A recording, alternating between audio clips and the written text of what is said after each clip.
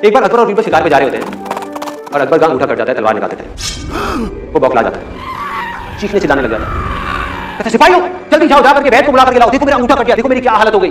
उधर से बीरबल आता है हंसता हुआ, कहता महाराज रिलैक्स, जो होता है अच्छे के लिए होता है। कहता बीरबल तू क्या पागल हो गया है, क्या बोल रहा है, मैं तुझे अपना समझता था और कैसी बेकार की बात कर रहा है। एक काम करो सिपाहियों, वैद को छोड़ो, पहले बीरबल को ले जाओ, ले जाकर के उल्टा लटका दो इसको पूरी रात के लिए और उसको कोड़े मारते रहना और सुबह सुबह फांसी दे देना। ले जाते हैं बीरबल को। उधर से अकबर अकेला शिकार पे चला जाता है, उसको कुछ आदिवासी पकड़ के ले जाते हैं और उल्टा टांग देते हैं। अब आदिवासियों का डांस चल रहा है, कितने भी एक आदिवासी की नजर पड़ती है उसके अंगूठे की तरफ, कहते कि अरे यार ये तो अशुद्ध है, इसकी हम बलि नहीं चढ़ा सकते, छोड़ दो इसको। अकबर को छोड़ दिया जाता है। अब अकबर रो रहा है, सुबह का टाइम हो चुका है, उसको लगता है कि अब तक तो बीरबल को फांसी लग रही होगी। चीख रहा है, चिल्ला रहा है, बीरबल बीरबल बीरबल, भागता हुआ आ रहा है। आके देखता है कि बीरबल को बस फांसी लगने ही वाली है, रस्सी लग रही है। जाकर के बीरबल के पैर पकड़ लेता है, कहता है बीरबल मुझे माफ कर दो, तुम ठीक कहते थे, जो होता है अच्छे के लिए होता है, देखो आज तुम्हारी वजह से मैं जिंदा हूं और मुझे देखो कितना घटिया इंसान हूं, मैंने तुम्हारा क्या हाल किया। तो बीरबल टूटी फूटी हालत में बोलता है, कहता है नहीं महाराज जो होता है अच्छे के लिए होता है। अकबर एकदम चौंक जाता है, कहता है बीरबल तू क्या पागल है क्या, क्या बोल रहा है जो होता है अच्छे के लिए होता है, इसमें क्या अच्छा है। कहता है महाराज इसमें ये अच्छा है कि अगर मैं आपके साथ गया होता तो बोलो मेरी बलि चढ़ा देते। ये कहानी है एक बाप बेटे की जो स्कूटर पर कहीं पर जा रहे होते हैं। तभी जो बाप होता है उसकी नजर पड़ती है रोड के साइड में कुछ लड़कों के ऊपर जो कि कीचड़ में कुछ ढूंढ रहे होते हैं। तो अपना स्कूटर वहां पर रोकते हैं और जाकर के उनसे पूछते हैं कि बेटे क्या ढूंढ रहे हो यहाँ पर। तो उनमें से बोलता है कि आपको दिख नहीं रहा है कि सामने सोने का फल है, हम उसको पाने की कोशिश कर रहे हैं। उसकी ये बात सुनते ही पिता का ध्यान जाता है उस सोने की फल की तरफ जो चमक रहा होता है। फिर उनके माइंड में कुछ इमेजिनेशंस बनने लग जाती हैं कि काश ये जो फल है ये मेरे बेटे के पास में आ जाए तो ना सिर्फ उसकी बल्कि मेरी भी जिंदगी बदल जाएगी।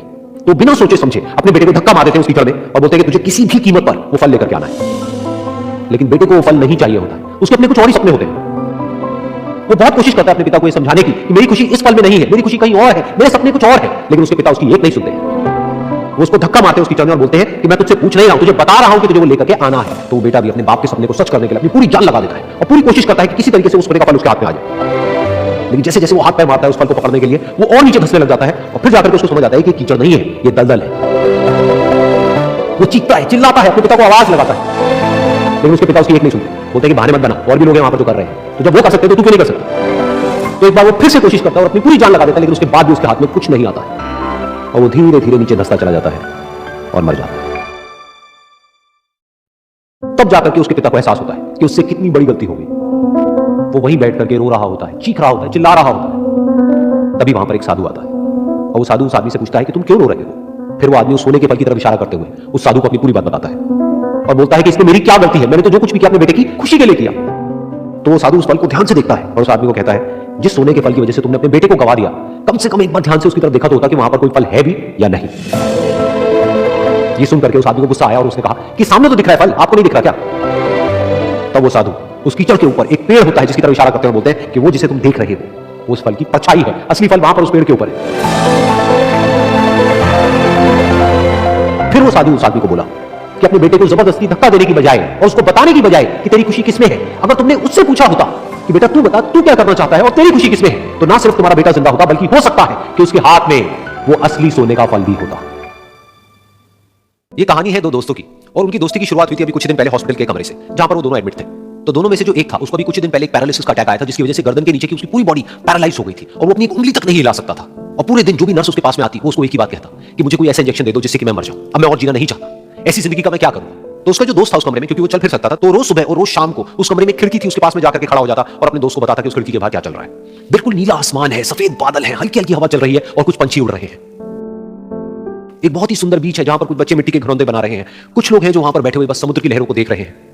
कुछ लोग जॉगिंग कर रहे हैं, कोई एक्सरसाइज कर रहा है, कोई पतंग उड़ा रहा है। वहां पर एक आइसक्रीम की स्टॉल है जहां पर कुछ लोग आकर के आइसक्रीम खा रहे हैं और सनसेट के टाइम पे जो पानी है वो पूरा गोल्डन हो जाता है और चमकने लगता है।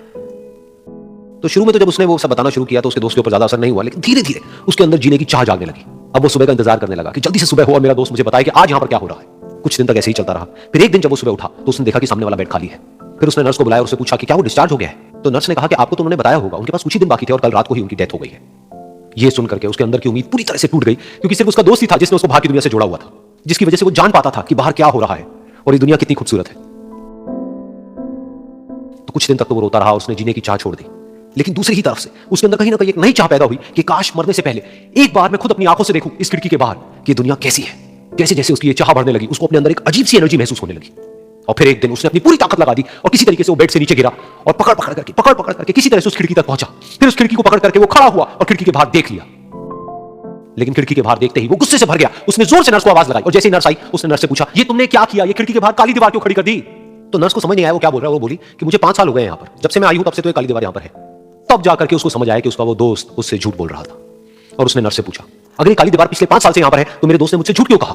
तो नर्स थोड़ा सा मुस्कुराई और बोली कि मैं ये तो नहीं जानती कि उन्होंने आपसे झूठ क्यों कहा, लेकिन मैं इतना जरूर जानती हूं कि जो भी कुछ उन्होंने आपसे कहा उसी वजह से आप अभी अपने पैरों पर खड़े हैं।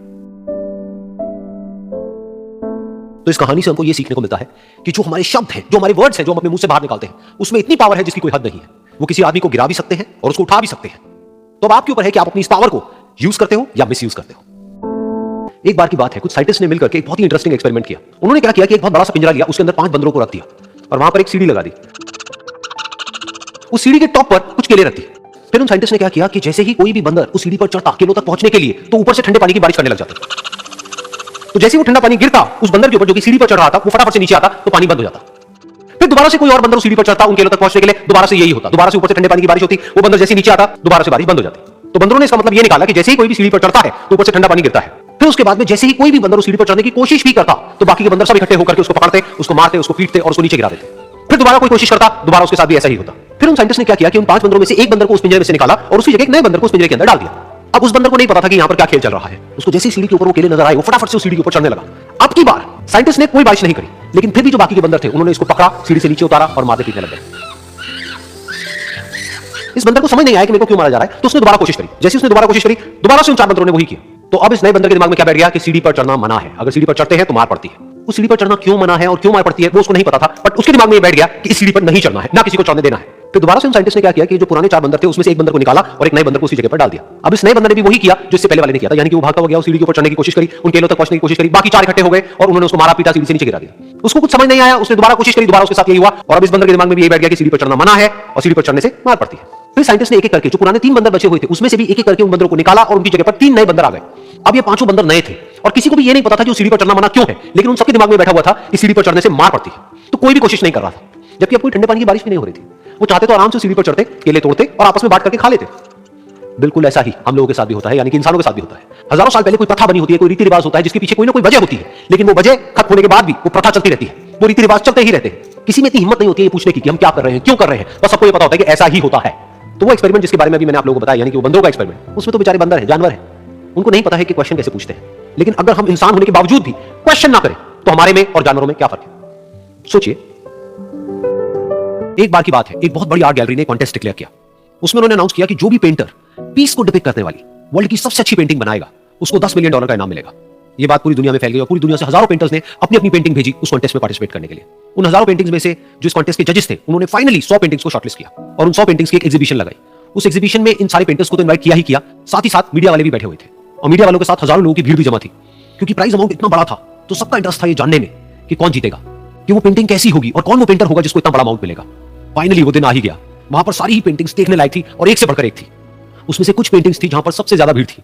जैसे एक पेंटिंग थी जहां पर एक बिल्कुल साफ पानी की नदी बह रही थी, जिसके पीछे कुछ पहाड़ थे, उसके ऊपर बर्फ जमी हुई थी और पीछे से सनराइज हो रहा था। एक और पेंटिंग थी जहां पर पेंटर ने पीस को डिपिक्ट किया था फुल मून नाइट के थ्रू, यानी कि बिल्कुल पीसफुल लेक थी जिसका पानी बिल्कुल स्टिल था, इतना स्टिल कि उसके अंदर आप रिफ्लेक्शन देख सकते थे आसपास में जो भी कुछ था उसका, बिल्कुल एक मिरर की तरह। और बिल्कुल डार्क आसमान में कुछ तारे चमक रहे थे और एक चांद चमक रहा था। उसके अलावा एक पेंटिंग थी जिसमें बिल्कुल सफेद बादल थे, नीला आसमान था और बिल्कुल हरी हरी घास थी, यानी कि सारी ही पेंटिंग्स ऐसी जिसको देख करके ही मन शांत हो जाए। तो कॉन्टेस्ट बहुत ही टफ था क्योंकि सारी पेंटिंग्स एक से बढ़कर एक थी। तो जजेस के लिए शॉर्टलिस्ट करना कि कौन सी पेंटिंग बेस्ट है, that was very very difficult. लेकिन वो मोमेंट आ ही गया जब जजेस ने अपना माइंड मेकअप कर लिया और एक पेंटिंग को इन सारी पेंटिंग्स में से सिलेक्ट कर लिया और उस पेंटिंग को एक बड़े से कर्टन के पीछे रख दिया। सामने वो सारे पेंटर्स बैठे हुए थे, मीडिया वाले थे और हजारों लोगों की भीड़ थी। सबकी क्यूरियोसिटी बढ़ती चली जा रही थी क्योंकि अमाउंट बहुत बड़ा था। लेकिन जैसे ही वो पर्दा हटा और सामने से सबने उस पेंटिंग को देखा तो सब हैरान रह गए। सब एक दूसरे की शक्ल देखने लगे।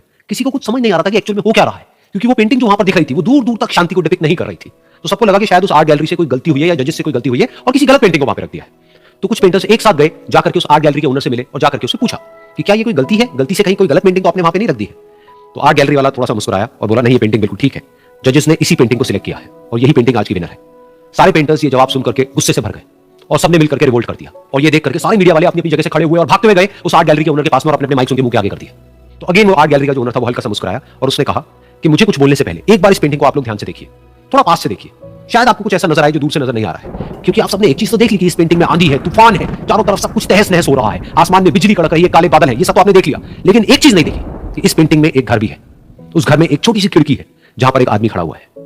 ध्यान से जाकर के देखिए, वो जो आदमी खड़ा हुआ है और बाहर देख रहा है उस घर से, उसके चेहरे पर कोई डर नहीं है, बल्कि एक हल्की सी मुस्कान है, एक ठहराव है, एक सुकून है।